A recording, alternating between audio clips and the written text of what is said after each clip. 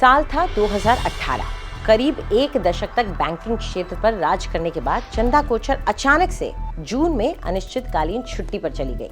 4 महीने के अंदर उन्होंने अक्टूबर में अपने इस्तीफे की घोषणा भी कर दी। आईसीआईसीआई की सबसे सीनियर एग्जीक्यूटिव के अचानक इस तरह पद छोड़ जाने के बाद आखिर इसके पीछे क्या वजह थी, सब सोच रहे थे। दरअसल उनके खिलाफ एक जांच चल रही थी। इस जांच में किकबैक लेकर लोन अप्रूव करने के आरोपों की जांच हो रही थी। चंदा कोचर के नेतृत्व में आईसीआईसीआई बैंक ने 2009 से 11 के बीच वीडियोकॉन समूह और उससे जुड़ी कंपनियों को 1875 करोड़ रुपए के लोन अप्रूव कराए थे। और अब एक विसल ब्लोअर की शिकायत के बाद ये सब जांच के दायरे में था। नमस्कार, मैं हूं अंजलि इस्टवाल और आज तक डिजिटल में आपका स्वागत है। इस वीडियो में हम आपको उस महिला के उत्थान और पतन के बारे में बताएंगे जो कई कामकाजी महिलाओं के लिए प्रेरणा थी और एक समय में बैंकिंग क्षेत्र की महिला बॉसेस में से सबसे कद्दावर लीडर भी थी।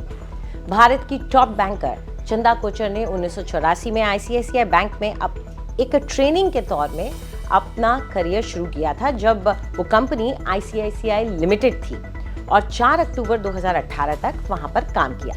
उन्होंने आईसीआईसीआई बैंक से इस्तीफा दिया, लेकिन बाद में जनवरी 2019 को उनके इस्तीफे को बैंक द्वारा बर्खास्तगी में तब्दील कर दिया गया।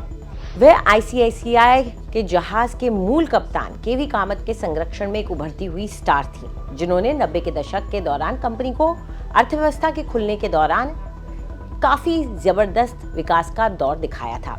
चंदा कोचर को अप्रैल 2001 में आईसीआईसीआई बैंक का कार्यकारी निदेशक नियुक्त किया गया था और बाद में कई अन्य मजबूत दावेदारों को हराकर मई 2009 में वो मैनेजिंग डायरेक्टर और सीईओ बनी। वो बैंकिंग क्षेत्र की स्टार थी, पुरुषों के गढ़ में अपनी पहचान बनाने वाली एक मजबूत महिला। 2013 से उस वक्त की शुरुआत हुई जब भारतीय बैंकिंग क्षेत्र का नेतृत्व मुख्य रूप से महिला लीडर्स ने ही किया था। चंदा कोचर एसबीआई की अरुंधति भट्टाचार्य के साथ महिलाओं के एक ऐसे एलीट क्लब का हिस्सा थी जिन्होंने भारत में बैंकों का नेतृत्व करने के लिए ग्लास सीलिंग को तोड़ दिया था। 2017 में वो फोर्ब्स की चुनी दुनिया की 100 सबसे शक्तिशाली महिलाओं की सूची में थी।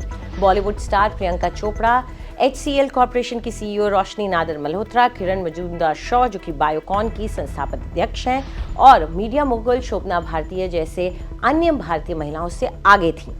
चंदा कोचर कॉर्पोरेट जगत की एक स्टार थी, महिला सशक्तिकरण की पोस्टर गर्ल। लेकिन चंदा कोचर की ये चमकदार दुनिया 2018 में उनके बारे में एक शिकायत के बाद ढहना शुरू हो गई थी, जिसे शुरुआत में तो नजरअंदाज किया गया था, लेकिन ज्यादा वक्त तक ये शिकायत दबकर नहीं रह पाई। चंदा कोचर आईसीआईसीआई बैंक की स्वीकृति समिति की अध्यक्ष थीं, जिसने वीडियोकॉन इंटरनेशनल इलेक्ट्रॉनिक्स लिमिटेड यानी कि VIEL को 300 करोड़ रुपए का ऋण मंजूर किया था।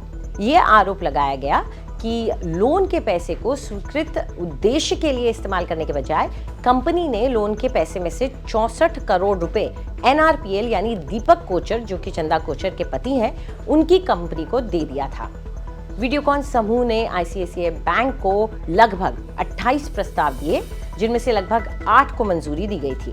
चंदा कोचर वीडियोकॉन समूह द्वारा किए गए ऐसे 4 प्रस्तावों में मंजूरी देने के साथ साथ सिफारिश करने वाली समिति का भी हिस्सा थी। आईसीआईसीआई बैंक ने 2009 और 2011 के बीच वीडियोकॉन समूह और उससे जुड़ी कंपनियों को हजारों करोड़ रुपए का लोन दिया था।